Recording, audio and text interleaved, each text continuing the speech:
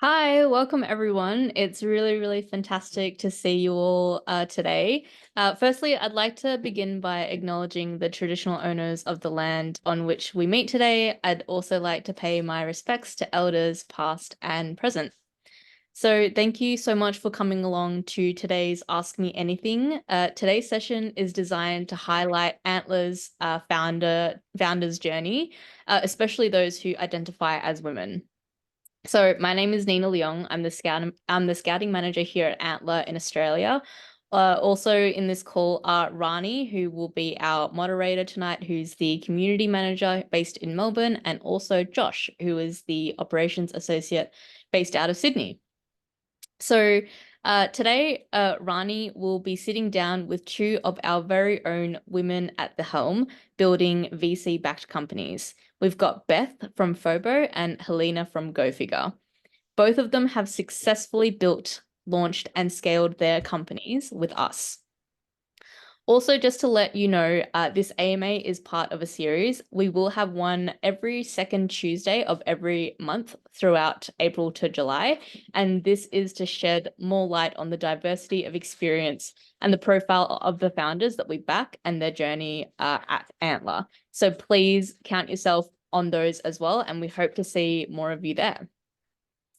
So I will pass over to Rani, who will do a quick introduction about Antler and also moderate today's session. But before we kick off, I will go over just some general housekeeping. So at any point of the conversation, please feel free to contribute by asking questions and in the chat box in the comment section. We'll also have some dedicated time for Q&A to answer any of your burning questions throughout the call as well. Additionally, please mute yourself if you're not speaking, just so we can avoid any background noise. And we would also love if you have your cameras on so we can also see who we're speaking to. So let's get into it. Rani, the floor is yours. Thanks, Nina. Hi everyone. Good to see all of you online this afternoon. I'm Rani, the community manager and scouting here at Antler. And today you're in for a treat. In a bit, I'm gonna go through with you a bit of introduction about Antler to set the scene a little bit before we dive into a panel chat with two of our very own founders here with us today, Helena from GoFigure and Beth from Phobo. And as Nina mentioned, this session is really for all of you to ask anything to Beth and Helena and to us as well. So if you have any questions at any time, please feel free to send in the chat box on the side or use the raise hand button and we will give the floor to you to ask your question. So just a little bit about Antler and to introduce a bit more about us. Hopefully most of you are familiar about what we do and how we support founders, but to set the scene a little bit more, who are we and what do we do? So Antler is a global early stage VC firm enabling the world's most exceptional people building defining companies of tomorrow. We actually started off in Singapore in 2018 by a team of seasoned entrepreneurs and is currently present in 27 locations across 6 continents. So we have grown a lot since those early days in 2018. We currently have more than $1 billion assets under management and has made more than 1,000 investments across the globe. In Australia alone, excitingly, we are present. We have in-person location in both Sydney and Melbourne, and we have Brisbane next in the pipeline for our in-person location. And Australia, over the 4 years that we've been operating here, we've made over 100 investments and currently have more than 100 million Australian dollar assets under management. So how do we work with founders and how do we support them? So in Antler, we are very much founder first and we recruit diverse and exceptional founders to build their companies with us. The way that we do this is we build our own proprietary deal flow through the residency that we run twice a year now in Australia. And in these residencies, we onboard exceptional people. We build a melting pot of people coming from these 3 main archetypes. So we know that humans rarely fit nicely into boxes, but this is how we like to see it, and this is how we usually group people in our cohort. So we look for these three main archetypes, the first being the tech and product builders. So these are people with the skill set to actually build a product. So those who are still pretty much on the tools and really keen to build a product, build a solution to actually solve a problem. And the second archetype being the business and operators. So people with like spike on commercialization and strategy and business building. So these people are usually like people from like high level sales and marketing background, or people who have built, founded and built companies before. As you can see some of the examples here. So these people usually build the business model behind the product that the tech and product builders build. And the third archetype are the domain experts. So these people usually have like more than 10 years experience in specific industries. So they know all the pain points and have the right to play to actually build in this certain industry. Or these can also look like people with like PhD who have spent years researching a specific niche and looking to commercialize their research. So over the years, founders join us from leading companies and institutions, and these are just some of the examples of the more recognized companies out there. And at Ampla, we usually attract more tenured and more experienced founders, although we love to work with younger and hungry founders as well. But over the years, we have at least 11 years average work experience throughout the cohorts, throughout the people that we work with and brought over to the cohort. We have over 65 nationalities represented as well through the cohorts over the years. And we have 38% of our portfolio companies with at least one women co-founder on board. So pretty exciting metrics for us, as we are really here to remove barriers to entrepreneurship that is often disproportionately faced by women founders and founders who came from migrants backgrounds as well. So Antler is really founder first. Our portfolio is industry agnostic because we believe that when we invest in great people, they build great companies, and these companies can be really diverse.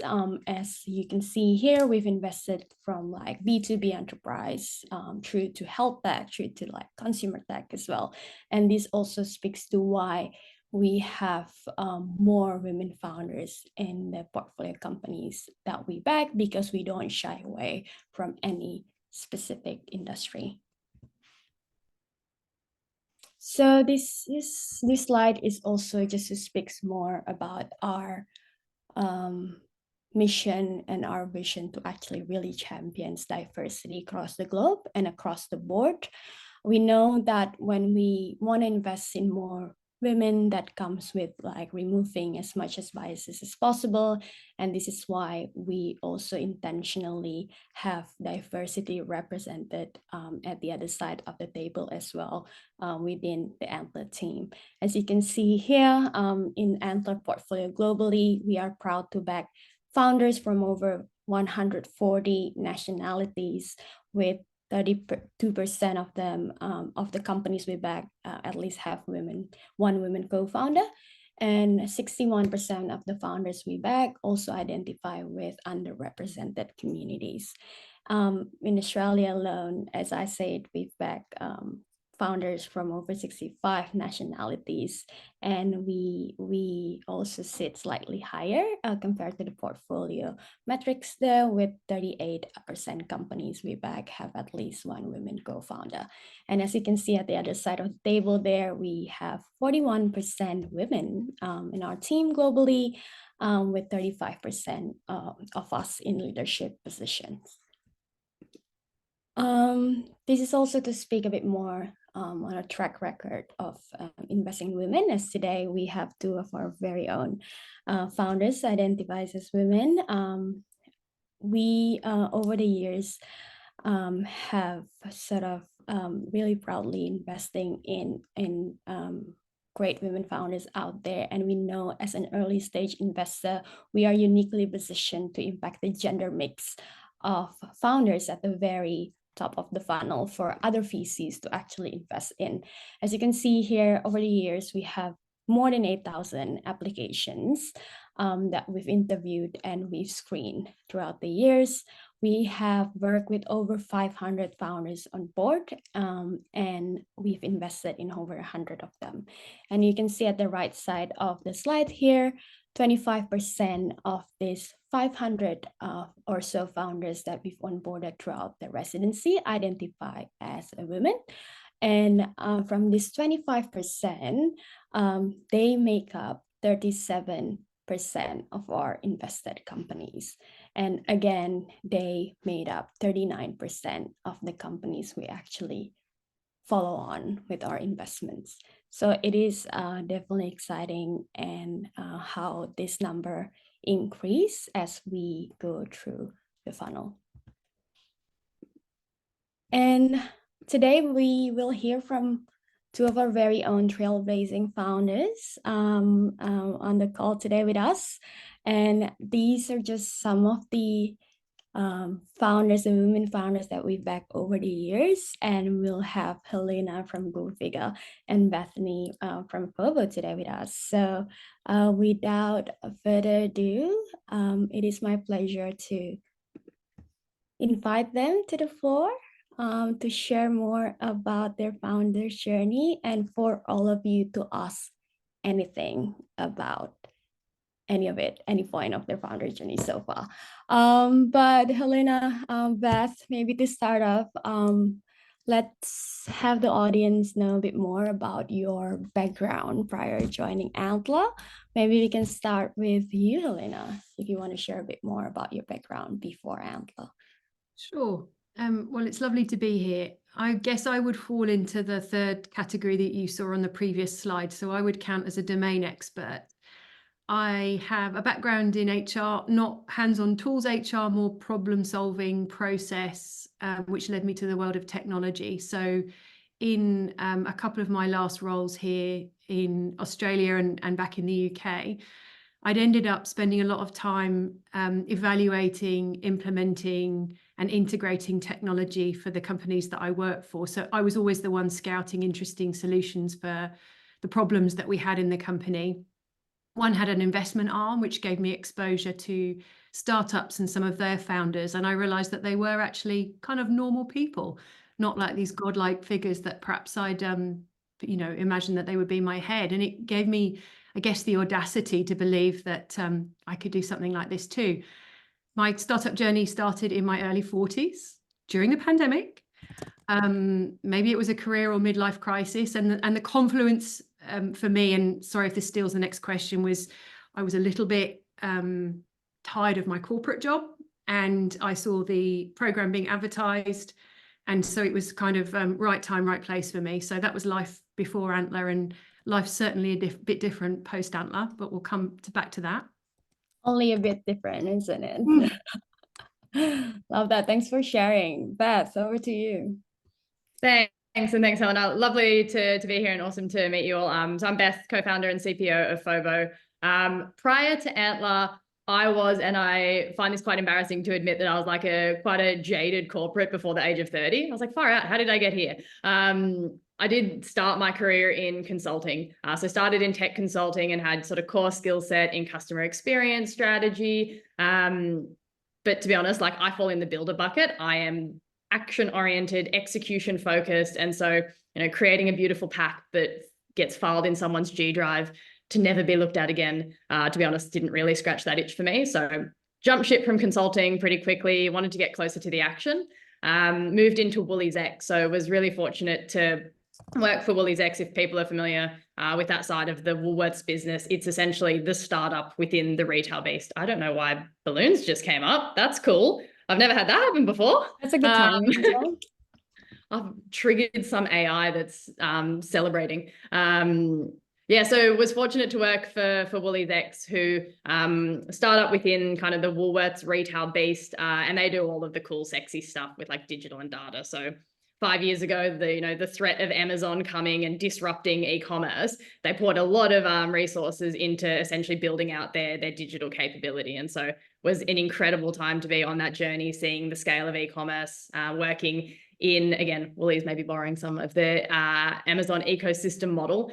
How can you offer value add services, your gift cards, insurance, credit cards, all of the incredible data points, so you can get cheaper milk, and build out really, really great customer experience programs. So was in my happy place there in product and tech, and then honestly fell into a career in wholesale distribution. Not on my 5-year career map by any stretch of the imagination, but again, COVID was quite a pivotal experience for me. And I should mention, so my co-founder, Katie, and I, we actually met in consulting just short of a decade ago. So I've worked together across many industries before we eventually took the decision to start FOBO together. So joined Antler and completed Antler just about this time last year. We're coming up to our very first birthday.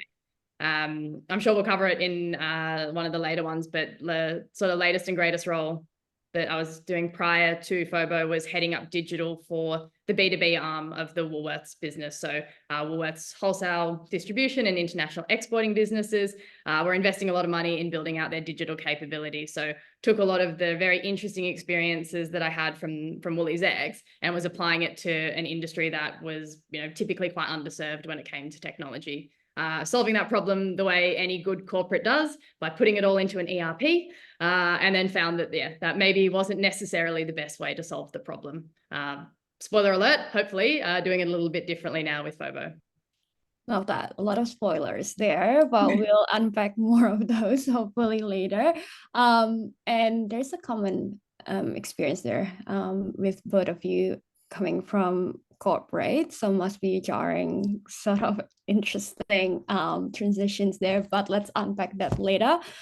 Before that, let's discuss a bit about your business. So maybe you both can talk a bit more about your business respectively. What are the problems you're solving, and your latest traction and what's going on currently? Helena, you shared earlier that a lot going on. You lost track of it, so let's unpack those. And that's just Tuesday. So Go Figure is an internal talent marketplace platform. Really what we do is help mid to large organizations to develop and retain their people by connecting their skills and aspirations to the myriad of ways in which you can develop yourself in a mid to large company. And it came out of one of the last pieces of work I did at Deloitte before I joined Antler, which was to look at cost of attrition at that company. So were we happy with the amount of people we're losing, and did we think that we could do more to retain them? And I think the short answer was yes. And when we poked into the data about why people were leaving us, a few things were apparent. One is that we had a recruitment team kind of over the other side of the building hiring for people that were leaving us. So one just didn't know that the other existed, if that makes sense. It just became a really bonkers problem that we couldn't connect, I guess, supply and demand. Makes it sound really mercenary, doesn't it, talking about people like that? But you've got all of these opportunities on the one hand and all of these great people, and we just couldn't connect the two at any scale. And when we looked into the economics of how kind of wild that was, it was a pretty big and meaningful financial problem. So spent a lot of time there kind of researching the problem. Just like I say, it wasn't the home for me to bring that idea to fruition. So that's where the idea came out of. We raised, we built using everything that you read in the books. It was all prototypes and pitching Figma prototypes and, meeting people on Facebook groups and LinkedIn and so on to start with. We used the prototype that we pitched to win our first customer, get some pre-seed funding in 2022, it would have been, hired a very small team and started building off the back of that first customer win. We fast forward a lot of pain and fun and everything in between. We raised our seed round last year. So we raised $2.7 million in our seed round last year, led by a US investor. Scaled the team a bit more, won a few more customers, would love to win a few more customers, of course. And I guess where we are now in terms of traction beyond having raised is that we hired our first US employees at the end of last year.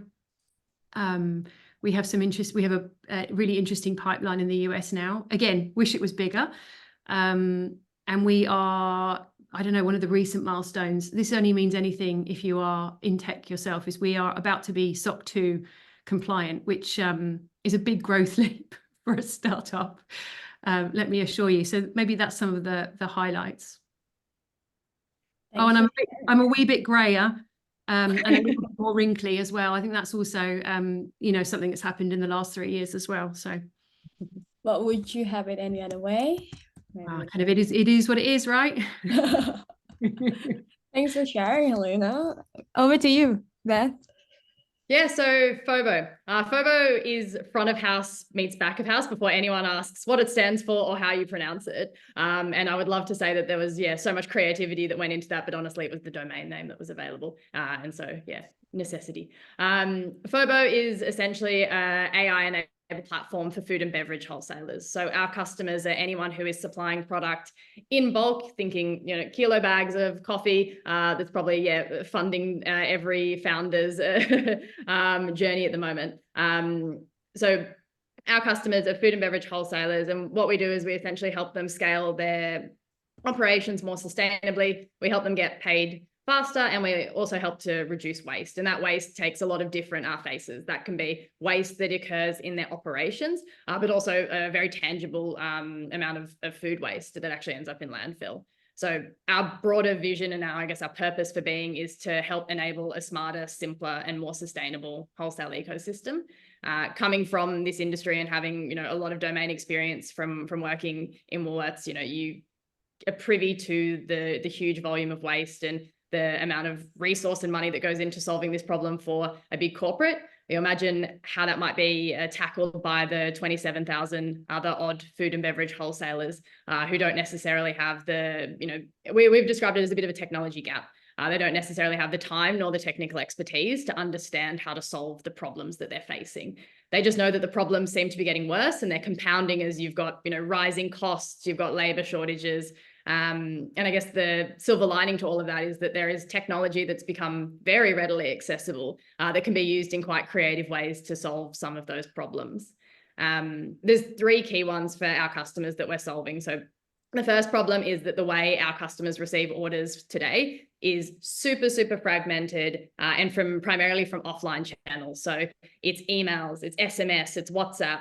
In our research, we even uncovered that there were customers who were missing orders coming in from Instagram. So as the nature of the workforce changes, we've got more sort of Gen Zs in those roles, the number of channels is only increasing. And so it creates a really interesting problem space in that you have businesses effectively throwing bodies at the problem. They're saying, okay, we need more bums on seats to be able to process orders. We've got our sales team spending anywhere from 40 to 70% of their time essentially rekeying orders and consolidating them from all of these fragmented channels. Now, obviously, that's super time consuming. It's not the best use of humans' time, but it's also super error prone. And that's where the waste comes into it. You can imagine, someone accidentally after processing 20 orders, adding an extra 0, and suddenly you've got, 100 kilos of barramundi rocking up at the cafe, not 10. That's food that ends up in landfill. And so that's one of the key problems. The second problem is that with all of this data, it's incredibly disparate. It's not coherent. It's buried in a salesperson's email who will then go move to another company and you lost forever. So there's this incredible qualitative information that's not being used across any of the wholesale value chain. And so there's massive opportunities there to drive business growth, but to also look at improvements around things like predictive forecasting. How can we better predict and understand how much food actually needs to move through the wholesale supply chain so that we can, again, minimize that waste that's occurring and also try and be a little bit more efficient with how trucks move around the roads, because at the moment it's very inefficient. And the last problem is that our customers rarely get paid on time. We've heard hilarious excuses from our customer interviews. Chef didn't pay on time because the invoice that was wedged between the 2 loaves of bread flew away in the wind. Like it's the B2B equivalent of the dog ate my homework. And so for us, if we can reduce some of the friction that exists in those payment processes, if we can digitize it, but also make it a lot more secure, a lot more compliant. We've also heard some horror stories about how payment details are captured and stored, that from my PCI training from Woolies gave me heart palpitations. We're hoping that, yeah, we can deliver that cash flow benefit for our customers. So that's a little bit about FOBO and the problems we're solving. By way of traction, like I mentioned, we're coming up to our 1-year birthday. That will be an awesome celebration. We were super fortunate to close our pre-seed round earlier this year and have been heads down in product development. We're testing our alpha product with a pilot cohort of customers, getting some really awesome, yeah, super valuable feedback from them. And at the moment, like priority one is building out the team. We've got, you know, a few great customers on the wait list. So it's about bringing the right people on the journey to build out the product to take it to the next level. What two legends we have here on the panel today. Again, everyone, this session is open for you to ask any questions you have in your mind. If you have anything, just pop it on the chat box or use the raise hand button so I can give the floor to you to ask your question. But Helena, thanks for sharing. Definitely a lot to unpack. I don't think an hour will be enough for us, but let's try. So both of you have the shared experience of coming from the corporate sort of world, although with like slightly different sort of experience in terms of functions and skill set, but both of you are building a domain that you know of and you sort of have a right to play in. But I would like to start from you.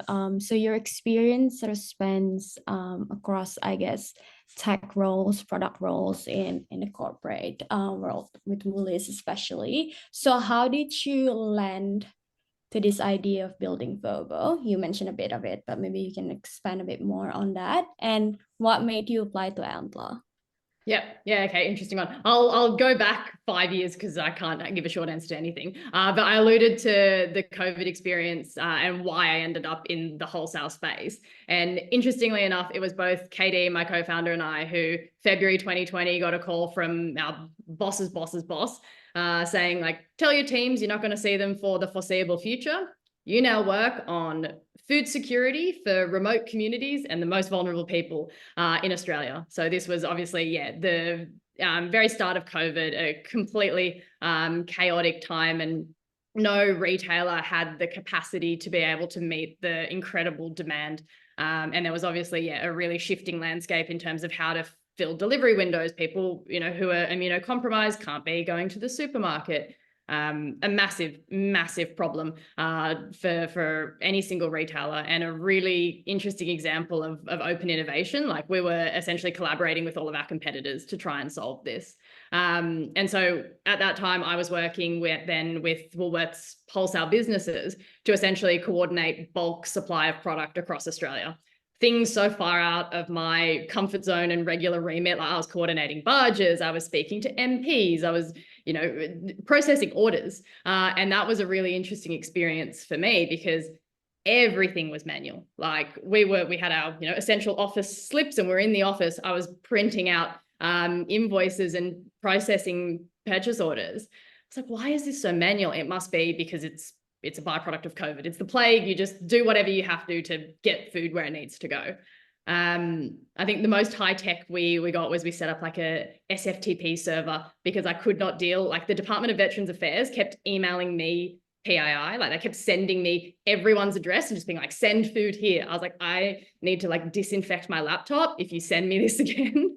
And so, yeah, that was my, I guess, super naive assumption, is that these processes are manual because of COVID. I then spent 3 years in these businesses working on their digital platforms and maturity, and learned how fatally wrong I was. Like, oh no, this is just how B2B trade happens. It's very manual. It requires a lot of people power. It's very relationship driven as well. And I think I had underestimated that. So again, the mandate that I was given was digitize all of these complex B2B processes. I'd seen the bright side in Woolies X and, you know, the incredible ways in which technology can be used to digitize those processes. So I thought, okay, how hard could this be? I've got a blank check, build it all in SAP, and we'll be good to go. Again, I was very wrong. One of the big sort of learnings through that process, and one of the kind of guiding principles that we've now taken into FOBO, is an understanding of how difficult it is to change behaviors in this industry, particularly in wholesale. We launched, this massive project, took 2.5 years, cost $10 million. No one used it. Like they were like, pry my macro spreadsheet out of my cold hands. I do not want to use your system. I don't care how beautiful it is. Not that SAP's that beautiful, but taking that forward, had the opportunity, and Katie, my co-founder, was working in a different area in the business, but in a similar space. We could see the problems. Like it's the gold everywhere analogy of like, there's so many things you could possibly fix. And we got to a point where, both of us were writing a lot of board papers and just trying to hack through the bureaucracy of corporate life to try and deliver a solution that eventually was just so watered down, that was so hamstrung by, enterprise architecture and 1,000,001 approvals, that we just thought, stuff it, let's give it a crack ourselves. Helena, probably similar to you, is like, this was at the very talk of like, oh, are we entering in a recession, and, giving up your cushy corporate salary for, the unknown. It's like, it's either brave or stupid or both. And we're going to find out quite soon. And so, taking that leap, I think, particularly for both Katie and myself, we're both first-time founders. It can be such a daunting experience to navigate, particularly when you come from, a corporate environment where you have your network, you have your resources, you have your comfort zone.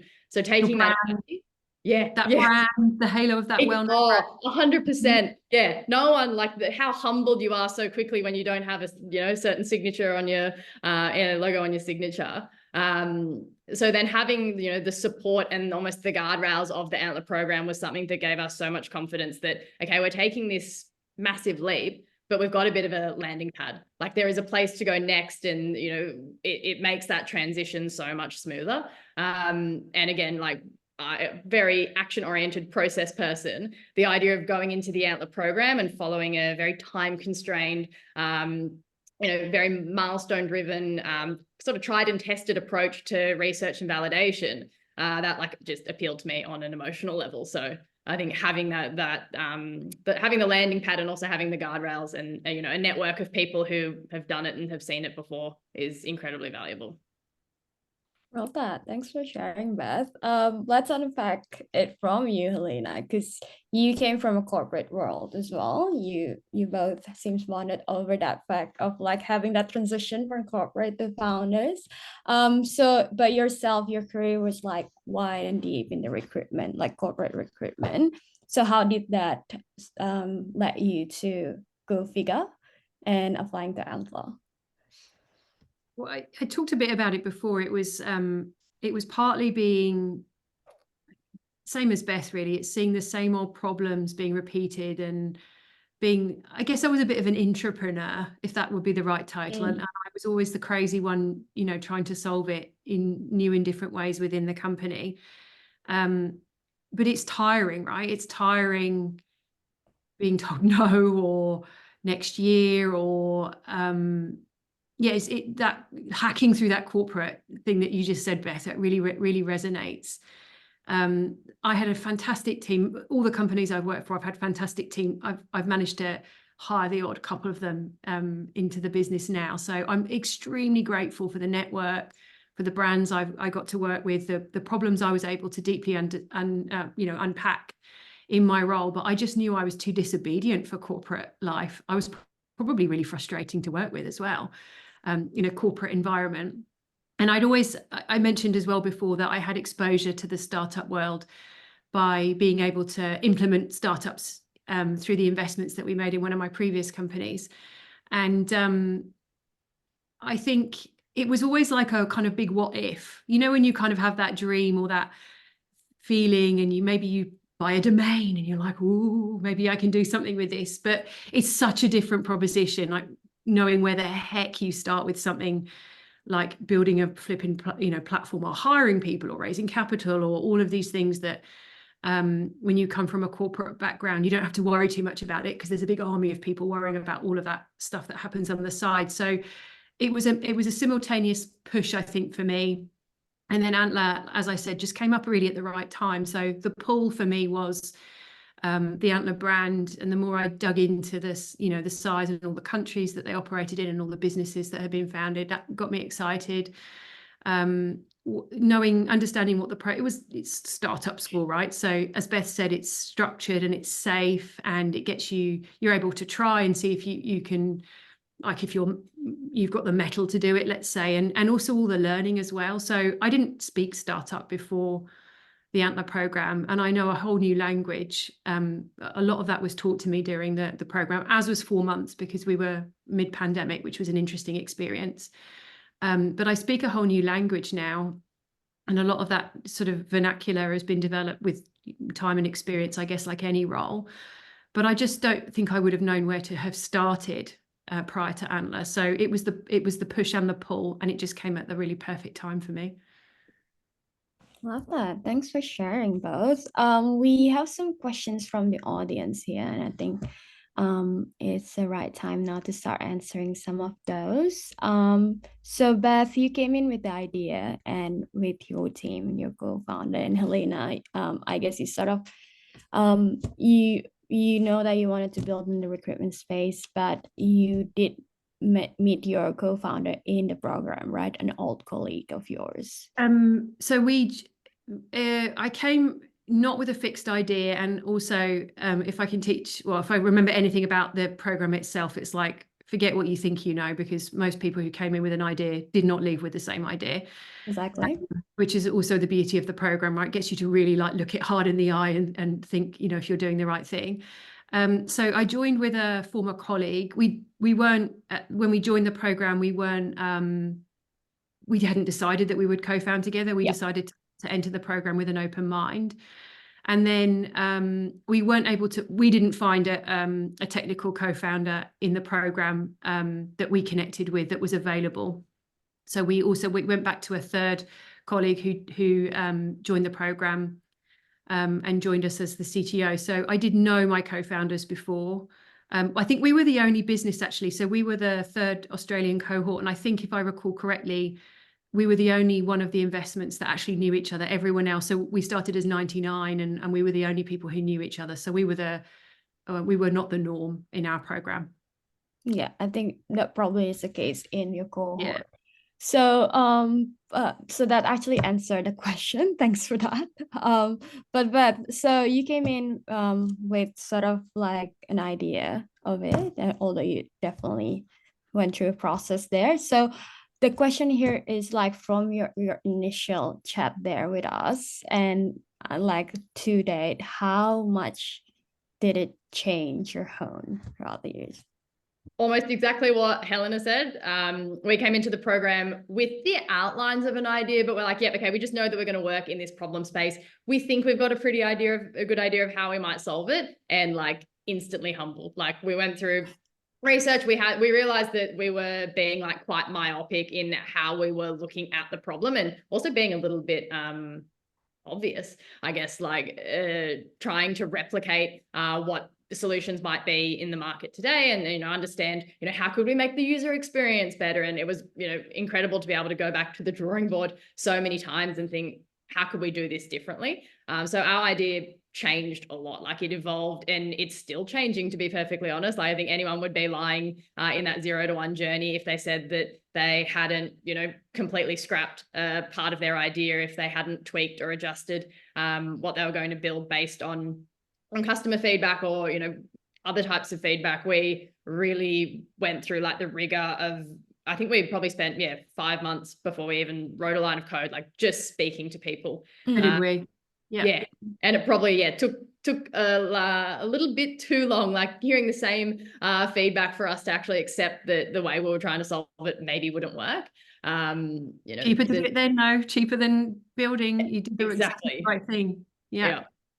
So our idea changed a lot. It's continuing to change. And I think that that's actually the beauty of startups as well, is you have that flexibility to acknowledge that, what you're doing at a point in time, it might be solving a problem then and there. It might need to be tweaked or adjusted. It might need to be scrapped. And you've just got to be, honest with yourself and honest to what customers are saying to you as well. I remember before in Antler, strong opinions weakly held. I still remember that, hearing that so many times. And that actually a good segue to the next question, because you mentioned a lot about like how you did like a lot of validation, just talking to your customers there, potential customers there. So let me hear us about if you can give more details on what you work on week. If you can reflect back to your journey, it's not that long ago, or maybe it feels like a lifetime ago. So how did that process look like for both of you? I I can remember, just in yeah, go terms on, of the normal process route. that that Katie and I followed as well. Like again, we're super structured. We would have sprint planning on Monday, so we'd look at what goals and what are we trying to achieve in a given week. We would have there's two of you, but we still have a stand up every day checking in. A lot of the time during the Antler program, like I mentioned, for us was dedicated specifically to customer research. So we'd go to the office in York Street, we'd plonk our bags on the floor, and we would go and speak. We've spoken to every single cafe in York Street in the greater CBD region. There are some that we'll go back to, there are some that we won't.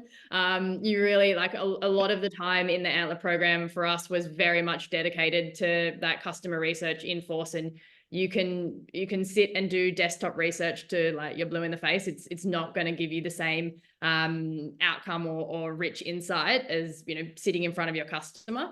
And to be honest, that was something for me that like I really had to learn and get comfortable with, particularly the idea of just like cold outreach, outbound, getting in front of customers, sitting in front of someone's cafe and saying, do you have time for a 15-minute interview right now?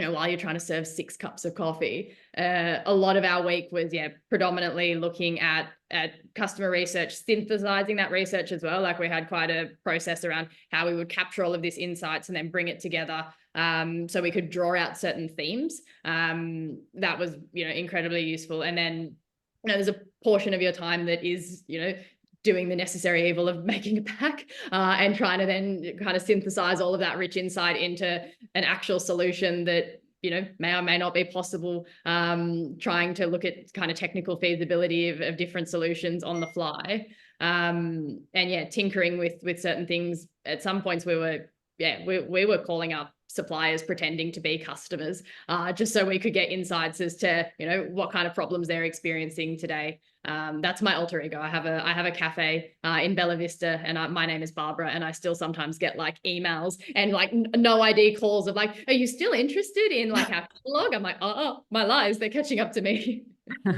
I love that. I've heard about that story of your alter ego from Rage, and I love hearing that from you. That's so I love your hustle there, Beth. But how about you? Like, do you want to get into details about what you did week to week, or that was like a lifetime ago for you? It was a lifetime ago, but my highlights. So I'm 3 and a bit years on. I remember spending a lot of time getting to know the other the rest of the cohort, because the normal route for Antler founders is to find their co-founder within the program.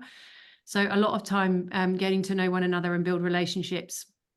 I remember design sprints after design sprints, and I remember being very structured, a bit like Beth there, because we were at the beginning really actively trying to find a technical co-founder.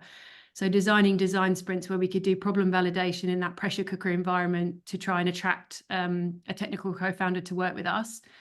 I remember the different masterclasses that we had, ranging from how to build a pitch deck to how to price to sales and marketing. I remember spending a lot of time on early calls with investors, and it really makes me laugh thinking what I must have said 3 years ago, and I guess how naive I was back then. Building pitch decks, that we spent a lot of time doing that. We then had there was kind of like the halving, right? So there's the point at which you have an idea and a co-founder, and you want to kind of withdraw yourself from the masses and start really focusing on your idea and validating that. So we decided to do that about halfway through the program. And then it was really going into in pitch readiness, I guess. So refining that idea, customer validation meetings, trying to get letters of intent and all of those kind of things, so that when we came to the investment committee D-Day decision, that we would get that positive decision to get that investment. So the second half for us was really preparing what that business was going to look like and how we were going to model it, and how we would be as investor ready as we possibly could at the end of the program. Actually, Helen, that's a super good point, and something that I did forget to mention as well, again, because like my brain is a sieve. And Katie and I came into the program, as a team, but we were very aware of the fact that you have like a very rare opportunity to be in a room of like experts across many different industries. And so we were very, very, grateful to be able to draw on individuals at different points in time. And like, cool, we have a question around, some specific piece on payments. Great, we know that this chap is a payments expert. Like, really making the most of that incredible network. And the design sprints were an awesome opportunity to do that, which is, okay, we've got a problem. Let's bring together a group of incredibly smart people and see how they might have, different perspectives as to how we might solve it. So there's, still incredible value, even if you're not there looking for like the, the other perfect person. There's, kind of that, really like open source. And I think that was one of the really awesome takeaways from the Antler program as well, is just like a network of people who are there to help where you have a query. Someone's probably, encountered the same challenge that you have. You don't really have to go it alone. Love that. You don't have to go to it alone. That's, I think, a good segue to this question about why did you decide to build with a co-founder versus building alone? We definitely have our own answer to this, why we invest in co-founding team, but I think it's more important to hear from both of you with the lived experience of actually building a company with a co-founder. So why building with a co-founder versus building alone? Because there's so much to do.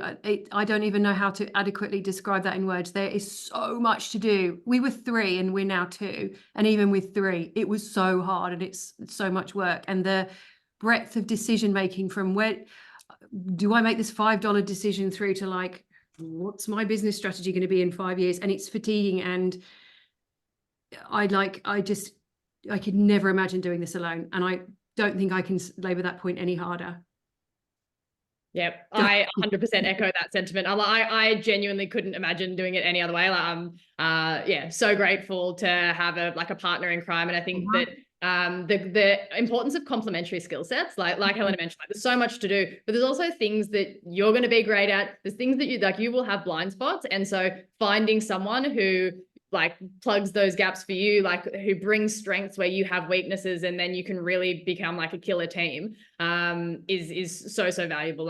Otherwise you run the risk of going on a lifelong learning journey to try and work out everything. No, match with people who have skills where you don't, and that you work really well together, that you trust. I think that's the other I guess takeaway for me, is that it's hard. It's hard, and it's really nice to have someone who understands the everyday pains, but also the fact that it is a journey that you're going through. And so would never discount the value of having a person by your side to debrief at the end of the day and be like, oh, that was shit. Let's go again tomorrow. I'm sure there are people who can do that on their own. Power to you. It's just not me. Yeah, and thanks for that. Definitely, we don't really need to sort of emphasize again on why we actually invest in co-founding company. It is a hard marathon, lifelong journey, and it is easier when you actually have the team to actually build this with you. And Lee here asked about how did yourself and others in the program build a sufficient level of trust with potential co-founders to be confident to go on the journey with them. Just to give you an answer to this, at Antler, we I guess with Beth and Helena's cases, they did meet their co-founder before Antler, but in a lot of cases, teams are formed within the Antler residency program, and we do this by facilitating a lot of design sprints, a lot of activities for you to actually network and operate with other founders in the residency to actually see how you operate together. And we also provide tools for you to actually start having that hard conversations as well. We have this 50 founder questions for you to go through with potential co-founders. We also have this fingerprint for success, which sort of see and analyze the blind spots and the complementaries between potential co-founders and so on and so forth. So it's a blend of organic networking, design sprints with the tools that we have that helps you cover all these potential blind spots. Although I guess human relationships at the end, it's much more complicated. once than that. Anything you want to add to that, Beth, Helena, about like building sufficient trust with like potential co-founders? I would just add, like, the questions were great. Katie and I have known and worked together for many, many years. We still sat down and did the questions. And some of them are a bit like rogue. You're like, do you have a criminal record? And like questions that honestly are great to ask in that kind of, for it's like some of them are tick a box, but some of them are just great entry points to have, really heart-to-heart conversations about your values, and that's never going to be a bad thing to invest time into, particularly when you're looking at a relationship that is likely to last longer than an average marriage, apparently. So investing that time is super, super valuable. Those questions, I'm like, use them for like a first date or whatever. Like, you really get to the core of what you need and want to know about a relationship. So it's definitely like having a baby together, right? You are literally having a baby together. So Lee's comment about married at first sight, like you go straight in even harder, you have a baby together basically. So even though I knew my co-founders, I'd never talked about money and personal finance and runway. I'd never talked about what does an exit need to look like? What were our long-term goals? There were certainly questions that there were certain, I knew them more than I knew the people on the program, but I'd never gone to that depth. And you need to kind of imagine that you're going to go into one of the most high pressure situations you've ever done. You've got customers and employees and money and kind of every tiredness and everything that's going to probably bring out the best, but also potentially the worst in one another. So it is good to have these conversations when you're calm and excited, as opposed to when your back's really against the wall.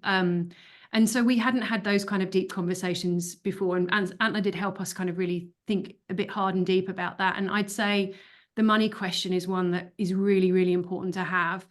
You need to imagine the best case and the worst case scenario with your startup. So it's not just your personal runway. It's if you have a family or dependents or other people whose life is impacted by the choice that you're going to make, not only financially, but also by the hours you might work as well. So you do have to think sort of far and wide about the decision and look yourself hard in the eye and say, okay, can I really do this if I'm earning, a fraction of what I earn in corporate life, or if my partner becomes unhappy, or there's just a lot of nuance to it, I'd say.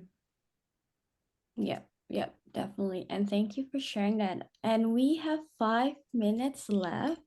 So I definitely can't go through all of my questions here, but it's okay. We'll have time to uncover most of that later, hopefully. But so what's the next 6 months for each of you look like? This is the important question. 6 to 12 months. Where do you want to get to? I want to expand our presence in the US, and I really want to be in a position next year to raise Series A. That would be my dream. Series A in the horizon. You got it. I say next year, that's the goal. We'll I don't know, I'll put it out there in public. That would be the dream. Yeah, that's great accountability. You just get every person here to check in with you. This session is recorded, so it's definitely accountability. Back out now. For Fobo, next 6 to 12 months for us, it's all about finding product market fit. Like, that is the journey that we're on. So it will be, getting the product into as many hands of customers as possible, getting their feedback. In 6 months, we want to have built out our team. So shameless plug, we are hiring for 3 incredible engineers. And so I'll put a link in if anyone knows like exceptional tech. I know Rachel's laughing, like shameless. Katie's rubbing off on me. We'll put that one out there, but yeah, building out the team, building out the product and finding product market fit. I think for us, it will be, have we found that sweet spot where we're solving a customer problem in a way that, the product is essentially flying off the shelf. That would be amazing. If people check in 12 months and that's what we've done, I'll be a very happy person. You got this. And we'll definitely check in with you in 12 months and you'll get to it. Last question. So we have a lot of aspiring, I guess, founders maybe still on the fence, looking to take that plunge into entrepreneurship. So any advice, any tips to actually, take that plunge? The There's a quote that I always repeat, and it's like, the courage you need is the courage to start. Like, I think you can have as many pros and cons lists as you want. You can analyze, you could diagnose, just do it. Like, do it, and then, you know, you'll learn something, do it, and it will be an incredible success. Like, very much that, like, no regrets framework of, if you try something, it is a two-way door, not a one-way door. Like, there's always going to be a role that you can go back to with, you know, more knowledge and, you know, more insights that you'll be able to leverage should you decide it's not for you. I think that, yeah, there's really zero bad outcome from trying something hard. Just do it. Just do it. It's literally the same for me. Just do it. Like, what have you got to lose? And for me, I would have regretted more not. So I've just seen Nicola's comment here. It's literally what you only regret what you don't do, right? And I would have, I know I would have regretted that more than giving it my best shot. And I love being a founder. It's really hard, but I do love it. And same, Helena. Like, even with all of the ups and downs, like, there's been no time, even at like the worst day, where I was like, wow, I wish I was working at Woolworths right now. Which I'm saying no one's recorded, so that's terrible. But yeah, it's you're solving energizing problems. You're solving problems where you have the control to shape the outcome. So it's, yeah, incredibly motivating, incredibly energizing. love that. Love the passion that you both have for your business, and love that is exactly that, everyone. Just do it, and you know where to start. We are currently open for applications, and our next residency is actually kicking off in August. So for those of you who haven't started your applications, please do so. Would love to speak with you. Thanks again, both of you legends, and for everyone who tuned in until the end today. We'll send out a recording for the full session tomorrow, so look forward to that. But otherwise, I'll leave you to it. Enjoy the rest of your day. Thank you again, everyone, and we'll see you later, hopefully. Cheers, folks. Thanks, Ronnie. Thanks, Antler team. Thanks, everyone. Do it.